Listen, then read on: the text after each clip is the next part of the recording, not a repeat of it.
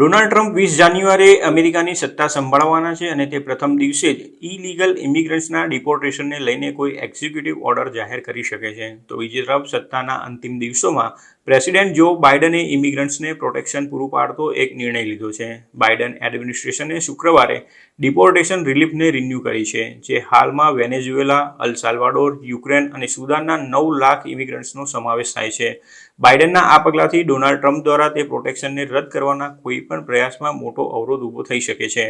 US department of homeland security દ્વારા જે દેશ માટે ટેમ્પરરી પ્રોટેક્ટેડ સ્ટેટસ એટલે કે TPS પ્રોગ્રામને 18 મહિના લંબાવવામાં આવ્યો છે, તેનાથી તે દેશોના ઇમિગ્રન્ટ્સને ડિપોર્ટેશનમાં રાહત મળશે અને તેમને વધારાના 18 મહિના માટે વર્ક પરમિટની એક્સેસ પણ મળશે.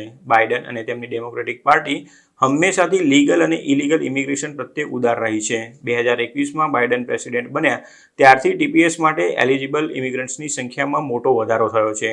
TPSનો લાભ એવા દેશોના લોકોને મળે છે જેમના દેશમાં કુદરતી આફત, ગૃહયુદ્ધ કે પછી અન્ય અસામાન્ય ઘટનાઓ બની હોય. હાલમાં TPS હેઠળ 17 દેશોના 1 મિલિયનથી વધુ લોકોને આવરી લેવામાં આવ્યા છે. બીજી તરફ બાઇડન અને ડેમોક્રેટિક પાર્ટીથી તદ્દન વિપરીત ટ્રમ્પ અને તેમની રિપબ્લિકન પાર્ટી ઇલીગલ ઇમિગ્રન્ટ્સના કટ્ટર વિરોધી છે અને તે લીગલ ઇમિગ્રેશન પર પણ સખ્ત નિયંત્રણો લાદવાની વાતો કરી રહ્યા છે. ટ્રમ્પ 20 જાન્યુઆરીએ બીજી વખત અમેરિકાની સત્તા સંભાળવા જઈ રહ્યા છે અને તેમણે 2017થી 2021 દરમિયાન પોતાની પ્રથમ ટર્મમાં મોટાભાગના TPS એનરોલમેન્ટને રદ કરવાનું કહ્યું હતું, પરંતુ અમેરિકન કોર્ટ્સ દ્વારા તેમના ઇરાદા પર પાણી ફેરવી દેવામાં આવ્યું હતું. ટ્રમ્પ ઇલીગલ ઇમિગ્રન્ટ્સના માસ ડિપોર્ટેશનના વચન સાથે ફરીથી સત્તામાં આવ્યા છે, ત્યારે તેઓ TPS પ્રોટેક્શનને ટર્મિનેટ કરવાના પ્રયાસો કરે તેવી પૂરી શક્યતા છે. જોકે બાઇડનના તાજેતરના નિર્ણય અંગે ટ્રમ્પની ટ્રાન્ઝિશન ટીમે હજુ સુધી કોઈ પ્રતિક્રિયા નથી આપી. બીજી તરફ ઇમિગ્રેશન અંગે ઉદાર વલણ ધરાવતા અને તેની હિમાયત કરતી સંસ્થાઓ અને સંગઠનો દ્વારા બાઇડનના આ પગલાંની પ્રશંસા કરવામાં આવી રહી છે. એડવોકસી ગ્રુપના પ્રેસિડેન્ટ ટોડ સલ્ટે જણાવ્યું હતું કે એક્સટેન્શનથી લાખો લોકોને ફાયદો થશે અને તેઓ અમેરિકન ઇકોનોમીને પણ મજબૂત બનાવવા માટે સક્ષમ બનશે. જોકે તેમણે બાઇડનને નિકારાગુઆ અને અન્ય દેશોના લોકોને TPS હેઠળ આવરી લેવાની વિનંતી કરી છે.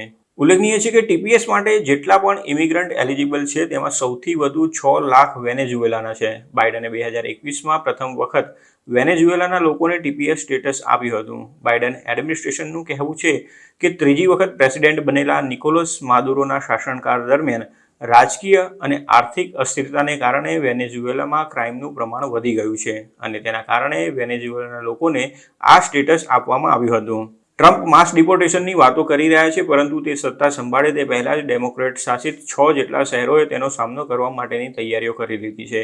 ઓરેગોનના attorney general sanctuary tool kit તૈયાર કરી રહ્યા છે, જે કરીને તેઓ રાજ્યના વર્તમાન કાયદાને સારી રીતે માહિતગાર રહી શકે.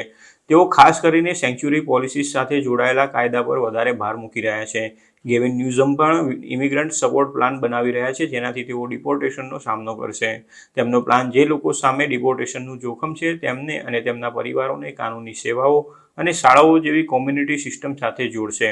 અત્યાર સુધીમાં San Francisco, Los Angeles, San Diego, Denver, Chicago અને બોસ્ટને તેમના સેન્ચ્યુરી લોને વધારે મજબૂત બનાવ્યા છે.